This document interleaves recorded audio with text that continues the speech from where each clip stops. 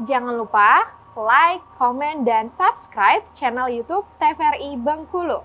Dan jangan lupa nyalakan notifikasinya.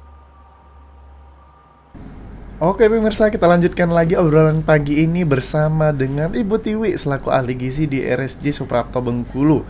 Nah, dengan tema kita yang masih sama yaitu peduli terhadap sesama nih Bu, gitu kan. Bahwa ODGJ juga manusia tadi ya gitu kan.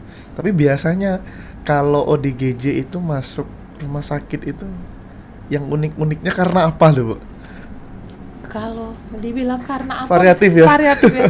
Bermacam-macam.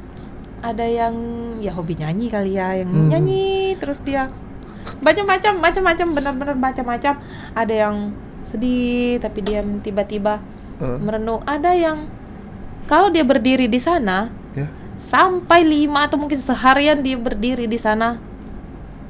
Gara-gara Tapi kalau sebenarnya itu karena kalau gara-garanya apa?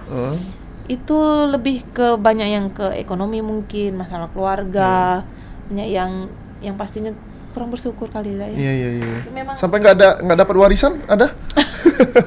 itu cerita-cerita pasien itu banyak yang ngomel ngoceh ya. Iya. Jadi kan kita ini aja Iya, sih iya. dia ngomel, oh ini kami nggak ada ini nih. Ya karena memang mengelola stres juga itu nggak gampang juga ya untuk manusia normal juga gitu kan. Iya. Dan pasien rata-rata di sana laki-laki perempuan Bu? Rata-rata laki-laki ya. Rata-rata laki-laki ya? Rata-rata laki-laki, pasien perempuannya paling kita 15, 20, tapi kalau laki-laki Kenapa tuh? Ada nggak risetnya kenapa laki-laki banyak masuk rumah sakit nih? Rumah sakit terlalu jiwa. baca deh. Karena laki-laki banyak pikiran ya, beban pikiran ya. Mungkin psikolognya lebih Psikolog, tahu kali iya, ya iya. kalau riset-riset ya seperti Iya, itu. iya. Kenapa sih memang ya juga sih, aku juga baru mikir. Kayak gitu. Secara kenapa pasien Oke. kita lebih banyak ke yang laki-laki. Nah, kalau seperjalanan gitu kan udah 14 tahun ya Bu ya? Ya, Gitu 14 kan. tahun di sana. Apa nih keuntungan-keuntungan yang mungkin Ibu bisa dapat, bisa sharing juga nih ke orang-orang bahwa Ibu ada nih untuk orang-orang seperti itu. Iya, 14 tahun di rumah sakit jiwa mungkin lebih bisa menghadapi orang kali ya. Iya. Karena dan lebih bersyukur atas semua yang terjadi seperti itu. Ya lebih bisa berpikir positif, lebih oh ya nggak seperti ini loh, nggak sebatas ini yang harus kita kerjakan mungkin. Dan di luar sana kadang melihat ada yang sampai karena mungkin pendidikan terlalu susah menghadapi pendidikan, dia sampai stres jadi mengalihkan. Jadi kan itu satu hal yang sangat-sangat sedih kalau kata ini ya. Selama di rumah sakit jiwa memang terlalu banyak kompleks permasalahan pasien itu terlalu beragam, terlalu banyak yang buat ini. Ada yang memang satu hal keluarga itu memang dukungan keluarga itu sangat-sangat kita butuhkan untuk saling mendukung apa kegiatan kita. Dan satu lagi sepertinya kalau setiap ada masalah itu jangan dipendam. Iya. Karena memang kalau memendam suatu masalah itu mungkin sepertinya akan membuat batin kita agak tertekan ya. Jadi berbuat apa, mau apa, kalau memang ada masalah kita di hati atau memang yang kita hadapi sendiri, itu akan lebih berat. Untuk semua aktivitas-aktivitas kita yang ada. Sebenarnya itu aja sih kali ya. Lebih ke ya itu tadi, lebih sabar, lebih ini menghadapi perjalanan hidup kali ya. Karena mungkin Sering-sering. nggak semua, makanya yang saya bilang tadi nggak semua orang mungkin dikasih kesempatan untuk mengurusi orang-orang yang dalam gangguan jiwa ya. Gitu. Karena kan ya memang secara persentase masih sedikit ya orang yang dalam gangguan jiwa juga gitu kan. Tapi kan Ibu harus punya sabar yang lebih gitu ya, dan bersyukur lagi ya dengan semua keadaan yang dilihat ya mungkin setiap harinya gitu kan. Kalau ya kebetulan memang kalau kami di instalasi gizi tadi saya bilang nggak seperti kawan-kawan perawat kita, teman-teman dokter kita yang memang dari awal mereka akan terjun langsung.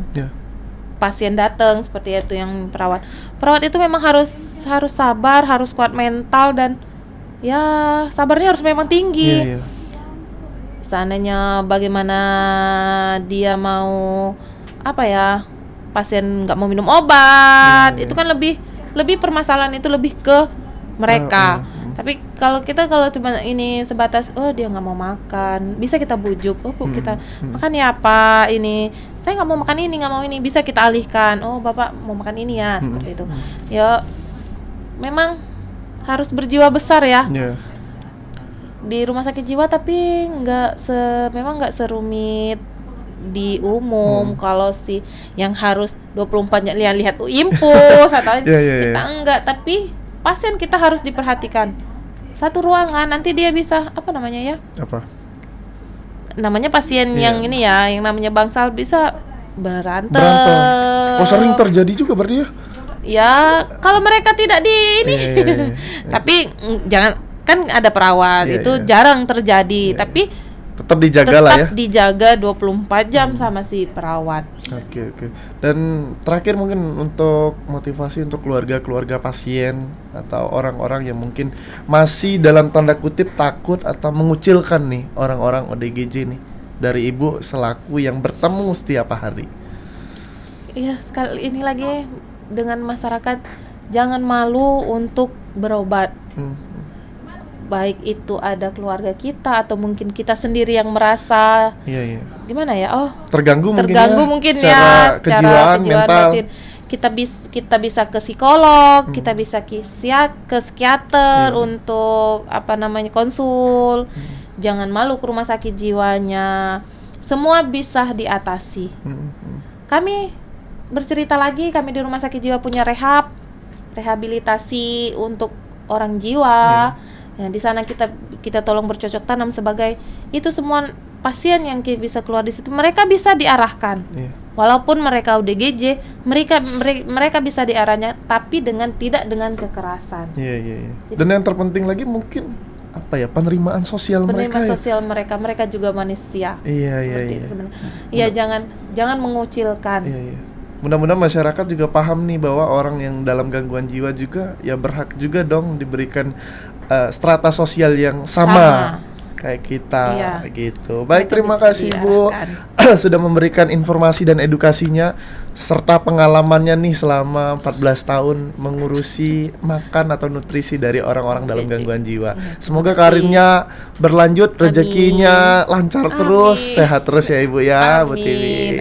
Oke, baik pemirsa, terima kasih juga sudah setia dalam menemani kami berbincang pagi ini dengan Bu Tiwi dengan tema kita ya peduli terhadap sesama. Semoga kita tetap selalu menjaga kepedulian kita terhadap sesama, baik dengan orang yang biasa maupun orang yang dalam gangguan jiwa. Akhirnya saya Kula Nasrullah beserta kru yang bertugas pamit undur diri. Terima kasih atas perhatiannya. Wassalamualaikum warahmatullahi wabarakatuh dan sampai jumpa.